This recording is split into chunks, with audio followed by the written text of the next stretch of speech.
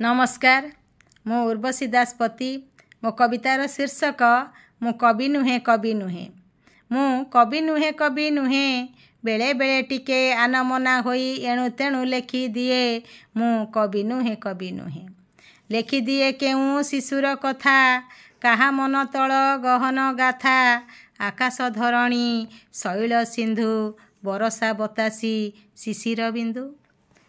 इतिहास बा पुराण कथा, इतिहास बा पुराण कथा, गाँ भुआ शुणी मरम व्यथा। पशुपक्षी आउ भूत प्रेत कथा, बनेई चुनेई गारेई दिए। हेले मु कवि नुहे कवि नुहे। आଜି जाए जहा बिताई अछि, जहा मोते दुख सुख देइछि, जहा मो मनरे करिछि घर, जहा पाई मोते मिले आदर। सुना फरुआर जादू भँर, जीवन नाटिका जेउठी मोर। कलम मुनरे एसबु कथाकू, कलम मुनरे एसबु कथाकू, गोटी गोटी करी लेखि जणाए। हेले मु कवि नुहे कवि नुहे। मन गहनर जेते सपन, जहा आଜି जाए अछि गोपन, जहा पाई मोर हृदय भंगा। जिए बाहुछि मो आयुष डंगा, जहा पाई हस लुहरे भिजी।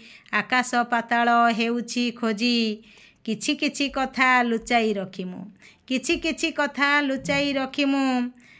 किछि कवितारे लेखि जणाए। हेले मु कवि नुहे कवि नुहे। हेले मु कवि नुहे कवि नुहे। धन्यवाद।